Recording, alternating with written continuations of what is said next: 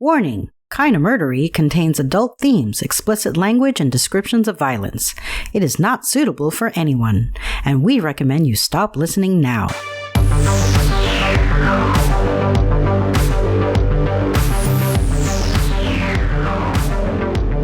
True crime with a dash of the paranormal, the garish, the strange, and the darkly comic.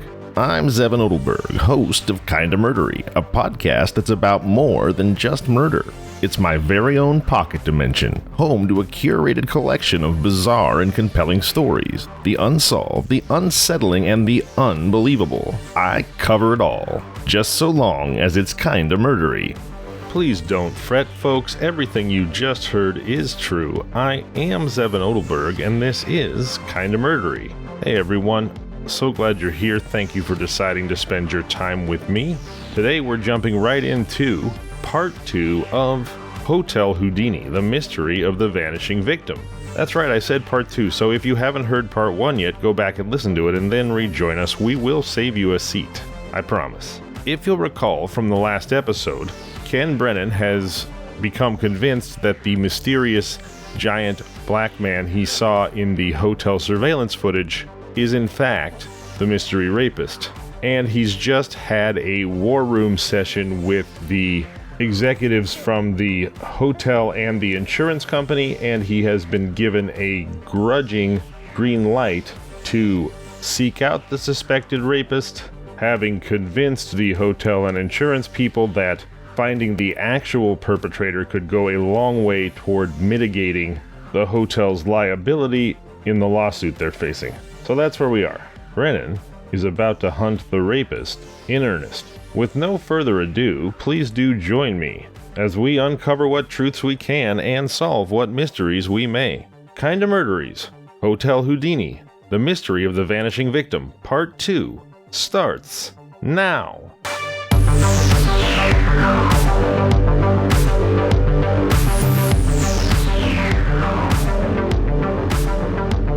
The hotel records offered no assistance in the investigation. The sheer number of rooms, combined with the constant flow of guests, rendered a detailed examination of every individual who passed through its doors an impractical task. Furthermore, the memory of the hotel staff failed to provide any leads. A 300-pound black man with glasses did not stand out in their recollections, leaving uncertain whether he was a registered guest, a visitor, or possibly sharing accommodations with another guest. The practice of photocopying guests' driver's licenses was inconsistently applied and proved futile as well. The resulting images were often too blurry to discern any useful details or faces. Returning to the surveillance footage with a clearer focus, Brennan delved into the task of meticulously tracking every movement of the man he now considered his primary suspect. This individual's presence was noted in various locations within the hotel premises, near the elevator, the lobby, the restaurant, and the entrance. During one of these recorded moments by the elevator, Brennan observed the suspect was in the company of a fit black man,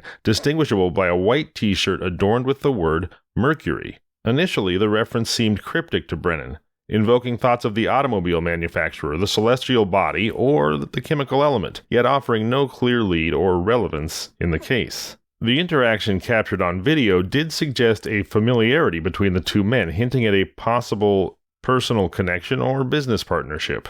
Their path led them toward the hotel's restaurant, a direction confirmed by subsequent surveillance footage from within the dining area. Brennan observed the two men associating repeatedly in the video records, which raised his suspicion that they were collaborators, perhaps even visiting the town together. The man in the Murdery t-shirt bore an ID tag, but its details were frustratingly indiscernible on the video screen due to its size. In pursuit of a breakthrough, Brennan reached out to NASA, hoping for technological intervention that could enhance the image, but NASA's response was disheartening.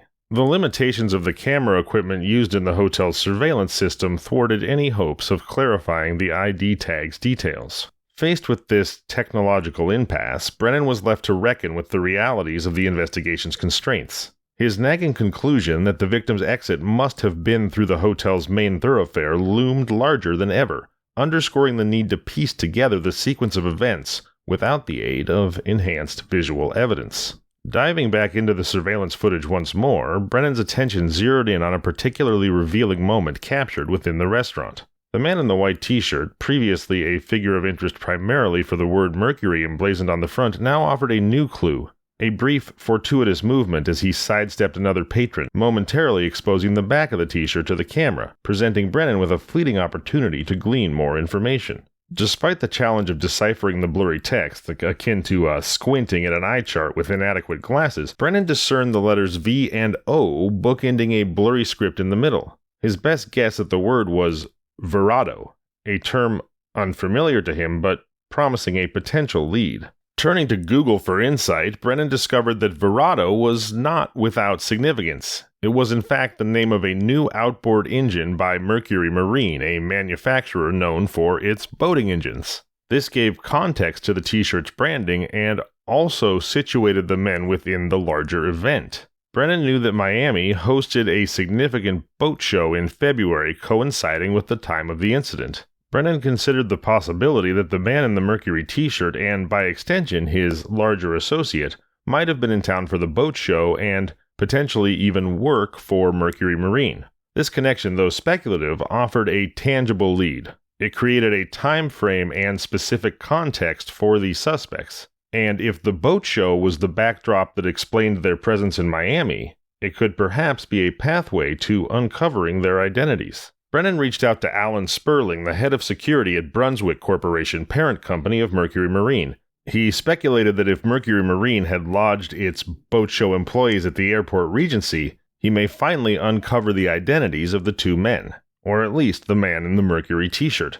However, Sperling quickly dashed water on this new hope, conveying to Brennan that Murdery Marine's employees stayed at a different hotel and none of the booth setup crews were at the Regency either. Next, Brennan inquired about the distribution of the t-shirts, pinpointing them to the boat show's food court. This shifted his focus to Centerplate, the company responsible for food services at the boat show, known for managing concessions at large events nationwide. Upon contacting Centerplate's human resources, Brennan learned that while the company did house some staff at the Regency for the boat show, identifying a specific individual among the 200-plus hired for the event posed a significant challenge. Brennan's approach, focusing on the standout physical characteristics of the suspect, underscored his determination to find a needle in a haystack. Despite the vast number of potential leads, his inquiry aimed to leverage human memory and observation in the hopes that someone would recall a very large, black man, weighing at least 300 pounds and wearing glasses.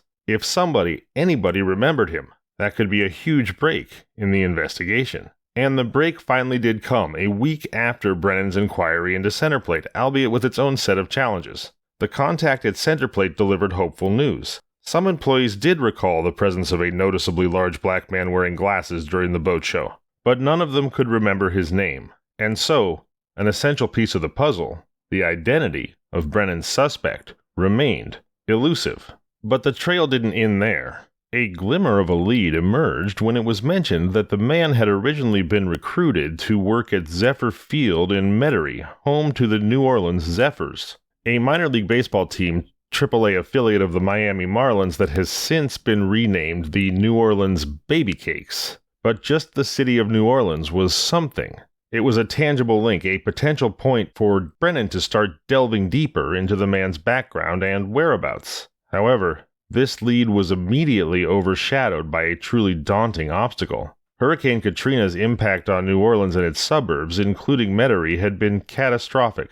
The disaster had uprooted communities, displacing residents and disrupting lives, leaving Murdery, much like the rest of the affected area, in disarray. The aftermath of the hurricane meant that tracking down individuals, especially those like the mysterious man, people who might have been transient workers or displaced by the storm, would be a Herculean task. The community, once tightly knit, had been dispersed, complicating Brennan's pursuit further. Ken Brennan's determination had become more than just a professional commitment. It was a personal crusade.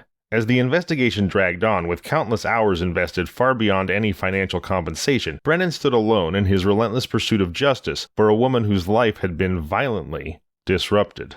The underlying motive of the hotel's insurers to shift the narrative towards the victim's supposed lifestyle choices in order to absolve themselves of liability was a path that Brennan refused to tread. Ken Brennan had only one true north: From the beginning he had pledged allegiance to the truth, and only the truth, regardless of where it led or whom it implicated. Detective Foote, though he had provided Brennan with all available information, harbored doubts about the viability of the investigation. With a caseload of other incidents that offered more tangible leads and outcomes, Foote's skepticism mirrored the broader disinterest that seemed to surround the case. Yet, within Brennan's mind, the image of the suspect was vivid and constant, an imposing figure moving through life with an air of untouchable confidence. This mental portrait of the suspect casually interacting with potential victims while secure in the belief that his heinous acts were untraceable fueled Brennan's resolve. The notion of the attacker, brazen and unrepentant, blending into the everyday while hiding in plain sight, propelled Brennan forward. It was this compelling image, and the desire to shatter the perpetrator's smug assurance of anonymity, that drove him to push the limits of investigation, seeking justice in a case that had become far more than just another job. In the aftermath of Hurricane Katrina, Brennan found a ray of hope through a connection from his past. Captain Ernest Demma of the New Orleans Police Department. This wasn't just any acquaintance. Brennan had earned the nickname Batman from Demma years earlier during a vacation in the French Quarter, when Brennan spontaneously intervened to help Demma subdue a suspect that had violently broken free. "The guy'd broken away from me," Demma recalled, "and out of nowhere, here comes this guy in a black jacket flying down the sidewalk who runs him down, tackles him, and held the guy until my men could subdue him. He was fantastic." Such acts of courage forge bonds that time and distance cannot erode, and when Brennan, now in pursuit of justice for a case that seemed to reach a dead end at every turn, reached out to Demma, the response was swift and unwavering. With New Orleans still reeling from the devastation of Katrina, Demma leveraged his resources for Brennan. He dispatched a sergeant to Zephyr Field, despite the challenges the minor league baseball team faced in restoring the hurricane-damaged facilities. This effort paid off when Demma delivered a crucial piece of information to Brennan.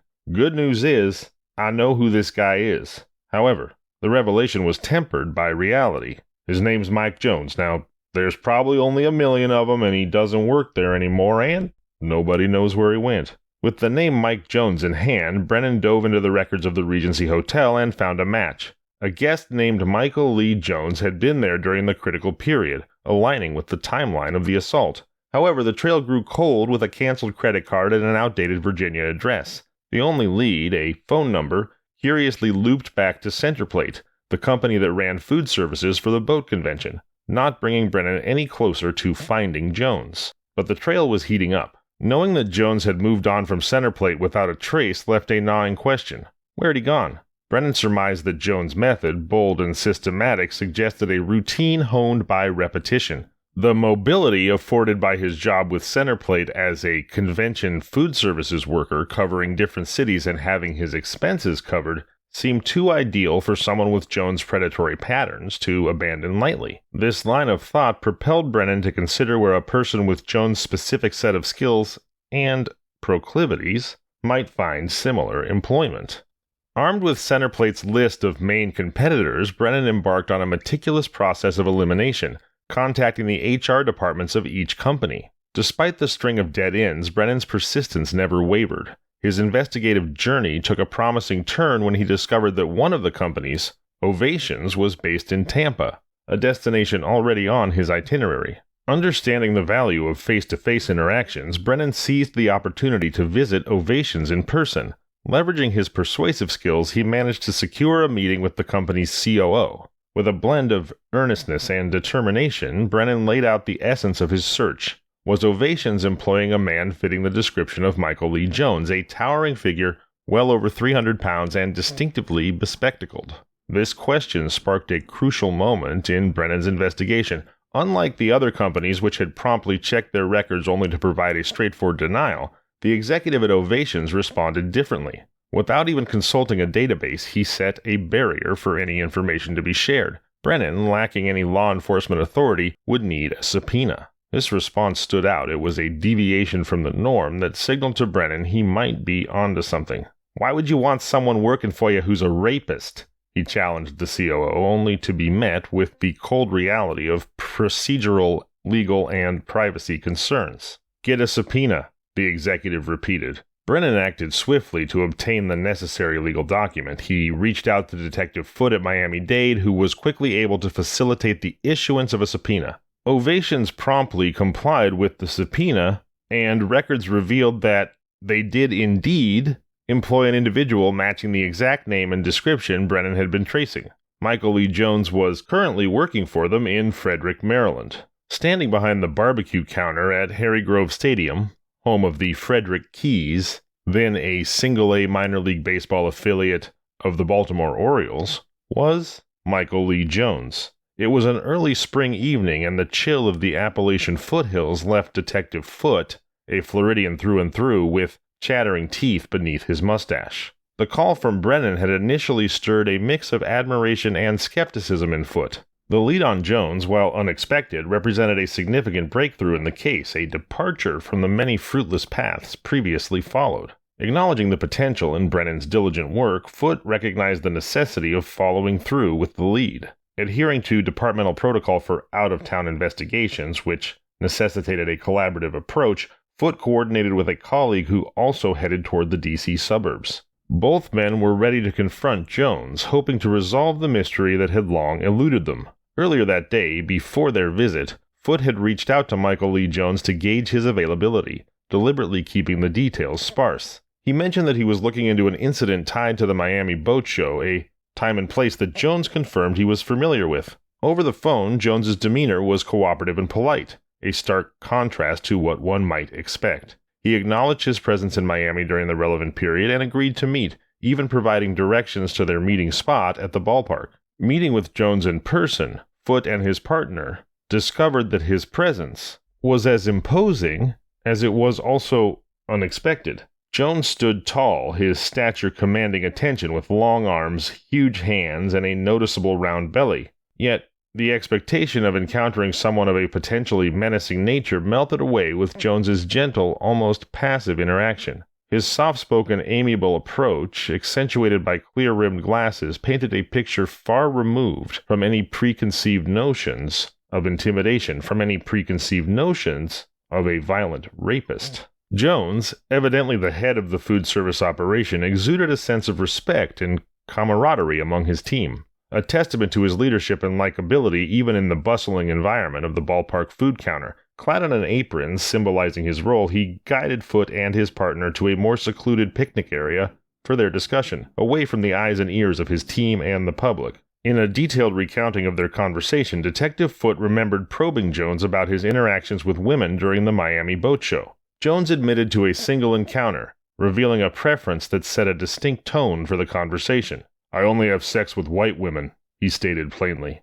This admission opened the door to more specific inquiries from Foote, aiming to narrow down the possibilities and find any overlap with the case at hand. When asked directly about possible sexual liaisons at the airport Regency, Jones's answer was a straightforward denial. He clarified that the encounter in Miami involved a woman associated with the boat show, but that it had taken place elsewhere, distancing any direct connection to the hotel. Foote's questions became more pointed, seeking to match the victim's description. "Any blonde women?"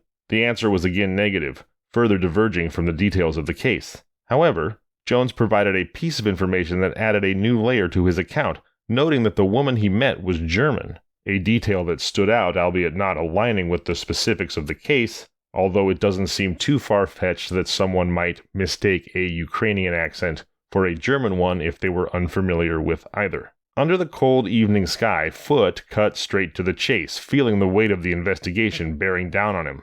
"Look, I've got a girl who was raped that week. Did you have anything to do with it?" he pressed. Jones' reaction was of genuine shock. "No, of course not. Of course not. No way," he responded. He seemed appalled, his shock echoing the seriousness of the accusation. Foote was undeterred and pushed further.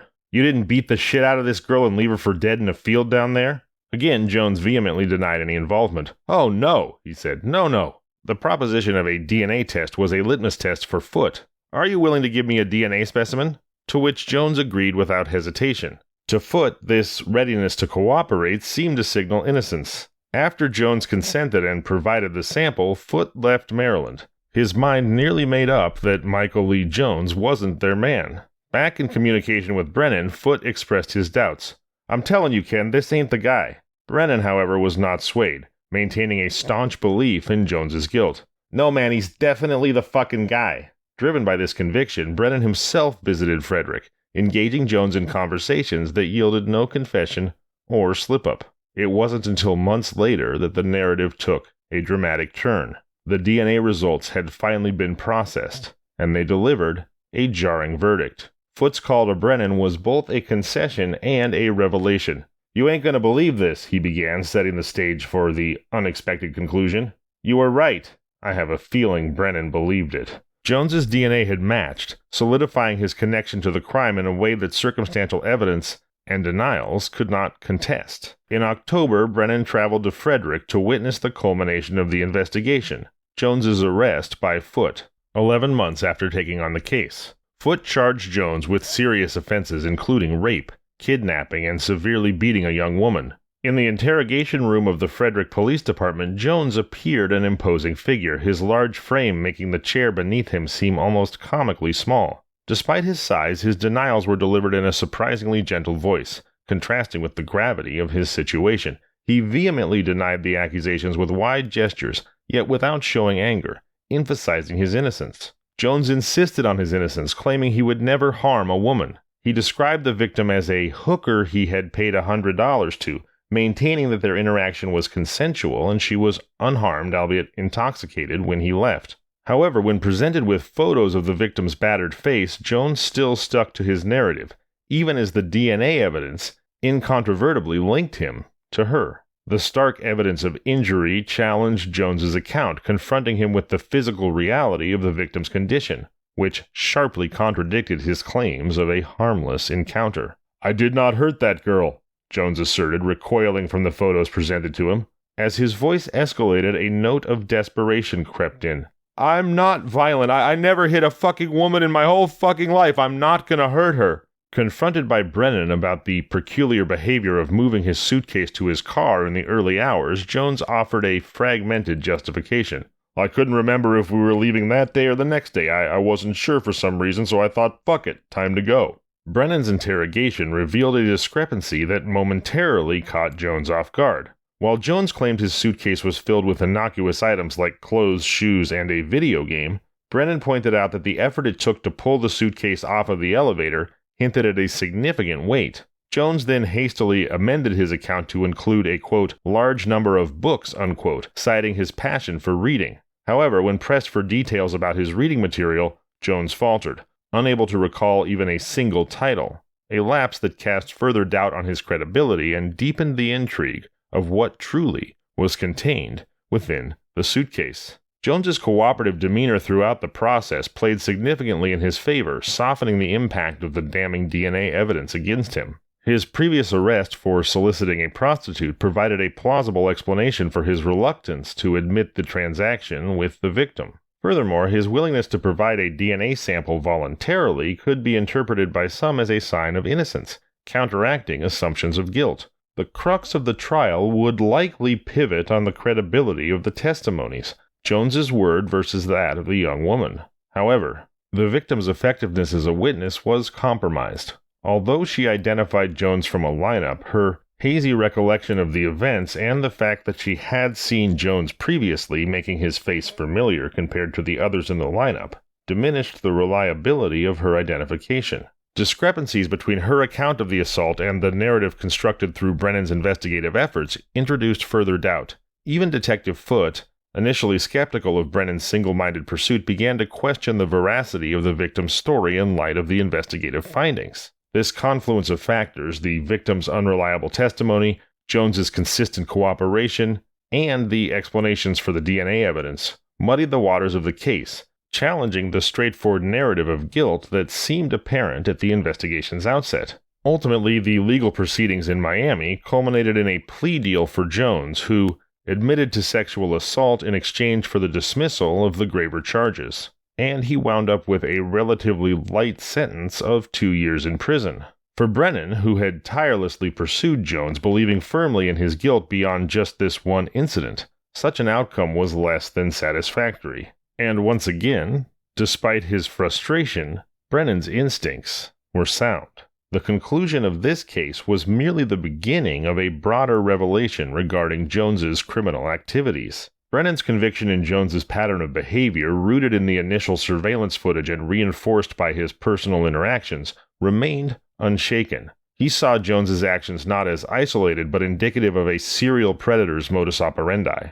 Brennan's observations and instincts led him to stress to Detective Foote the importance of entering Jones's DNA into the national database, CODIS, the Combined DNA Index System. Brennan was confident that Jones's past would catch up with him through this tool. CODIS is a database managed by the FBI containing millions of DNA profiles from offenders and unsolved crime scenes, and it serves as a crucial resource in linking crimes across jurisdictions. The entry of Jones's DNA by the Miami-Dade police was a pivotal step. After the procedural verification by the FBI, Jones was linked to 3 additional cases, underscoring the efficacy of CODIS in bringing connections that might otherwise remain obscured by geographic and temporal distances, meaning the amount of time that had passed between events, temporal distances. Linking Jones to 3 more cases validated Brennan's assertions about Jones's ongoing threat and demonstrated the essential role of DNA evidence in unveiling the broader scope of a criminal's activities.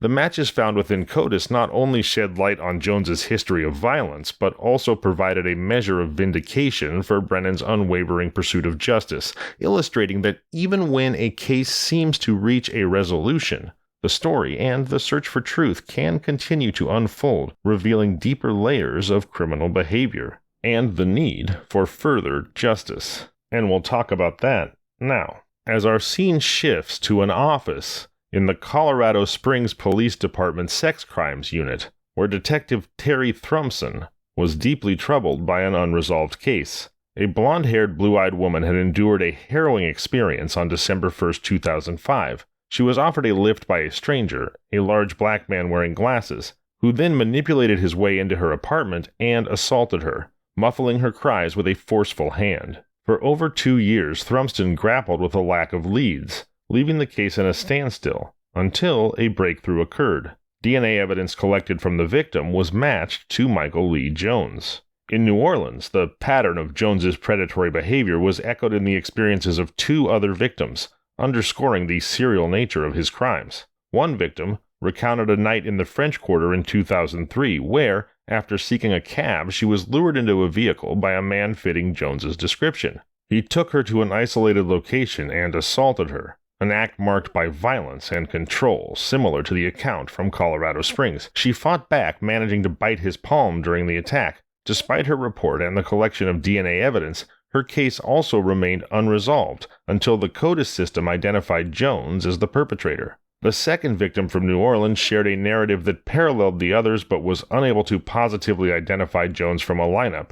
However, these 3 cases, connected by the thread of Jones's DNA, revealed the grim reality of his actions across different states and years. The CODIS matches brought not only long-awaited progress to stalled investigations, but also highlighted the importance of DNA evidence in linking crimes to perpetrators who might otherwise remain hidden in the shadows, eluding accountability for their heinous actions. Michael Lee Jones's movements across the United States culminated in a series of trials that tied together the grotesque narrative of his crimes. Verified to have been in Colorado Springs and New Orleans during the time the assaults occurred, Jones faced extradition to Colorado Springs for trial as his sentence in Florida neared its end. The trial in Colorado Springs was unique due to the unfortunate death of the local victim, a circumstance that left Deputy District Attorney Ben Cecil without a key piece of testimony. In an innovative approach to prosecution, Cecil built his case around the pattern of behavior exhibited by Jones, drawing on the experiences of victims from Miami and New Orleans. The courtroom became a convergence point for the narrative of Jones's widespread assaults. The Miami victim and one of the New Orleans victims took the stand not just to support the DNA evidence, but to identify Jones personally as their assailant. Their testimonies were integral to Cecil's argument, which highlighted a common plan, scheme, or design in Jones's actions, a modus operandi as identifiable as the DNA he left behind. The testimony of the New Orleans victim was particularly compelling. Even years after the attack, her recollection was vivid, her indignation palpable, underscoring the lasting impact of Jones's actions. Conversely, the Miami victim's testimony was less effective, hampered by inconsistencies in her account and language barriers, which Jones's defense did not hesitate to exploit. This juxtaposition of witnesses illustrated the challenges of relying on personal testimony in court, where the strength of a case can hinge on clarity and credibility. Jones maintained his innocence in the face of the charges brought against him in Colorado, adopting a defense that the encounters had been consensual and labeling the accuser as a prostitute, a claim devoid of evidence and a pretty disgusting claim to make without any evidence, especially given that in this case the victim had tragically passed away. Jones's defense strategy did not involve him taking the stand. Instead, his attorneys voiced these arguments on his behalf. The jury, however, faced the challenging task of reconciling Jones's defense with the pattern of accusations against him. While the notion of two individuals in different states under different circumstances accusing a man fitting Jones's distinctive description of assault could be seen as a coincidence, the introduction of a third similar accusation strained credibility. The jurors were presented with a scenario that defied simple explanations, especially in light of the absence of any substantiation for the claim that the victims were engaged in prostitution. Central to undermining Jones's defense was the irrefutable evidence provided by DNA. This scientific proof, combined with the improbable coincidence suggested by his defense, led the jurors to a conclusion that transcended the reasonable doubts Jones's lawyers sought to instill. The DNA acted not only as a link to each crime, but also as a testament to the pattern of behavior that Jones and his defense attempted to dismiss, anchoring the case against him in a reality that his narrative could not distort. Michael Lee Jones was convicted in 2010, and he is now spending the expanse of his remaining years behind the walls of the Fremont Correctional Facility in Colorado. The consequence of his actions distilled into sentences that combined anchor him to a life in prison. The judgments passed, 24 years to life for sexual assault with force, and an additional 12 years to life for felonious sexual contact, demonstrate the severity of his crimes in legal terms. 38 years old at the time of his conviction in 2010, Jones would now be 52, and his future is defined by the calendar of the penal system, with a parole hearing, his soonest parole hearing, on the horizon for 2032. This is the absolute earliest that Jones might argue for a life beyond prison. However, Colorado State still projects that Michael Lee Jones will be a permanent resident of the penal system until his death. Meanwhile, and I suppose obviously, the repercussions of Jones's actions extend beyond the confines of the correctional facility. His victim in Miami pursued justice through civil means, leading to a $300,000 settlement with the hotel and its security company. The settlement, while it certainly cannot undo the trauma endured, serves as a tangible acknowledgement at least of the harm suffered and a reminder of the lasting impact of Jones's crimes. Back in Miami, Ken Brennan returned to his private detective work, carrying with him a deep sense of accomplishment from the Michael Lee Jones case. He is enormously proud, and understandably so, of the pivotal role he played in ensuring Jones's incarceration. Brennan, always confident in his investigative acumen, sees the convictions as just the beginning, saying at the time, "The cases they got on him, they're just the tip of the iceberg. Once other jurisdictions start checking their DNA files on cases when this guy was at large, I guarantee you they'll find some more." As we know, Ken Brennan's instincts have a pretty strong track record. Now, in 2015, while incarcerated, Michael Lee Jones pled guilty to the New Orleans rape charges. I'm not sure if any additional victims of his have been found. If anybody knows more, I'd love to know. That's our story. So now let's talk about key takeaways from this second half of Hotel Houdini, the mystery of the vanishing victim. Some of you may already be aware, by the way, that the more famous name for this particular heinous monster is the suitcase rapist. The suitcase rapist. Yuck. So let's talk about key takeaways from this story. Key takeaway number 1. Shadows can be cast by the smallest doubts. As we saw in this story, even a suspect's confident demeanor and voluntary cooperation can cast long shadows of doubt, challenging investigators to look beyond the surface, or in some cases, maybe in this case, to keep their eye on the ball and continue to look at the surface. Just because a suspect is helpful, friendly, or non-confrontational doesn't mean that he's not guilty. But it is true that all kinds of pre-existing human assumptions and prejudices about people's behavior in certain situations do in fact play into moments like we saw in this story, where people can find themselves, at least on an emotional level, considering dismissing actual factual clues in favor of their gut feelings about a suspect, which of course can be dangerous to the pursuit of justice. What's takeaway number 2? I suppose you could say it's a bit of a Venn diagram, but takeaway number 2 is the clear, obvious, and ever-broadening intersection of law and technology.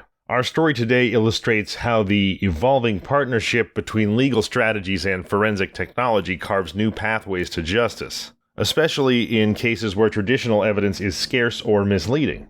Now, today I think most of us take DNA evidence for granted, but it was long considered cutting edge, and there are still edges being cut, so to speak, in the field. I mean, it wasn't first used by police, DNA evidence, until 1986. Famously, we know that in the early 90s, a apparently very strong DNA match was overlooked in the O.J. Simpson trial, so DNA is not a sure thing for a guilty verdict, but concrete facts, like DNA, things that can sometimes be provided by technology, certainly help, especially in cases like this one, where a suspect's behavior or demeanor may run contrary to law enforcement expectations, or when a suspect's version of events, in the case of Michael Lee Jones claiming that the women were all prostitutes and the encounters were consensual, when a suspect's version of events, however implausible or improbable, may still be possible. Again, it's technology to the rescue, and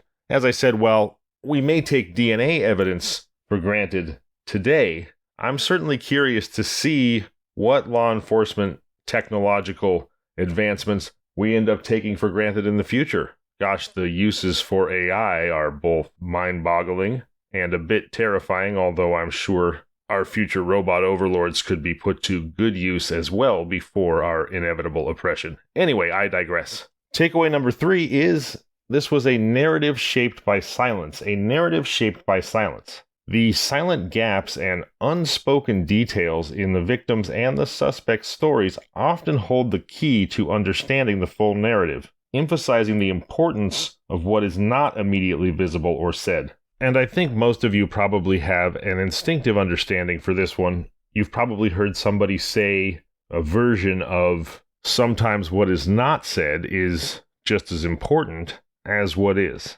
Which brings me straight to our moral for this half of the story, which is truth often hides in the quiet spaces between words and evidence. Truth often hides in the quiet spaces between words and evidence. And what this suggests is that sometimes the truth is awaiting a patient seeker. The truth may not be on the surface, it may not be obvious, it may not be acquired by brass balls and brashly steamrolling through a place or people or evidence. It may take someone with the patience, the focus, and the open-mindedness to pursue it in the quiet spaces between the clues. And that is exactly what Private Detective Ken Brennan did in this story, The Hotel Houdini, The Mystery of the Vanishing Victim. Until next time, I'm Zevon Odelberg, and this has been Kinda Murdery.